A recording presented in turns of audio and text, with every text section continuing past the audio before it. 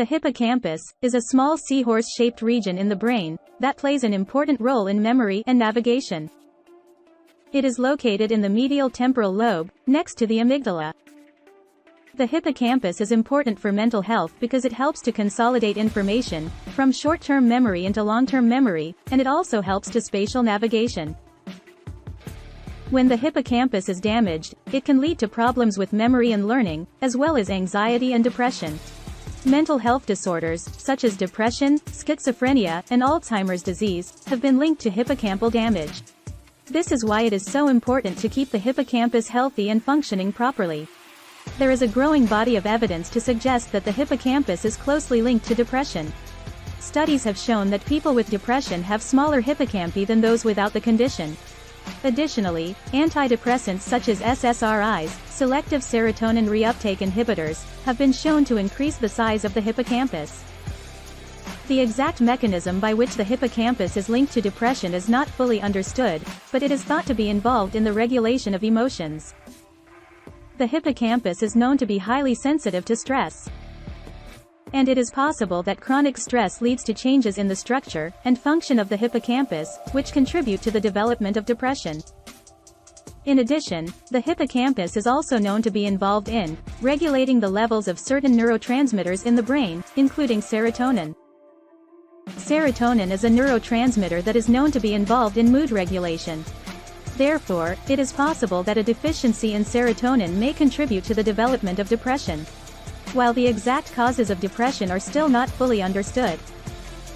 The hippocampus is a key area of the brain that appears to be involved in the development of this serious mental illness. What are some ways to prevent or treat hippocampus damage? There is no one-size-fits-all answer to preventing or treating hippocampus damage.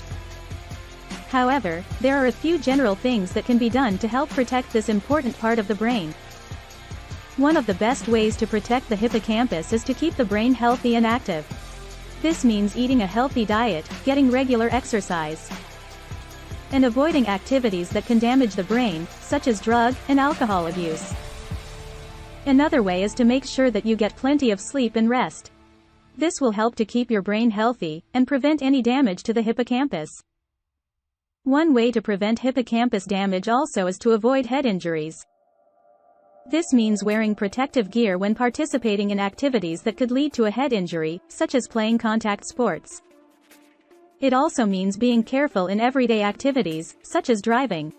If you were in an accident, be sure to get checked out by a medical professional even if you don't think you've been injured. There is also some evidence that certain supplements, such as omega-3 fatty acids, may help to protect the hippocampus. In addition, there are a number of drugs that are being studied for their potential to help repair hippocampus damage, including those that promote nerve growth and regeneration. If you have suffered hippocampus damage, there are treatment options available.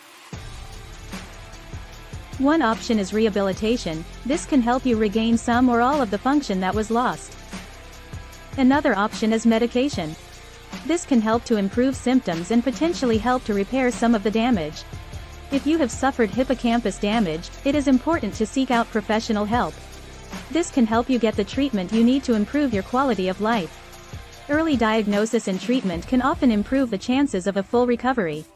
The risks of hippocampal stimulation for treating depression. Hippocampal stimulation is a promising new treatment for depression, but there are potential risks to consider.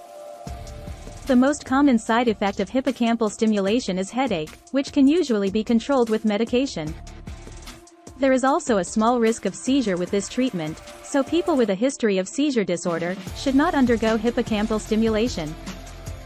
In addition, there is a risk of infection at the site of the stimulation, so people with compromised immune systems may not be good candidates for this treatment. Finally, it is important to note that hippocampal stimulation is still considered an experimental treatment, and more research is needed to determine its long-term efficacy.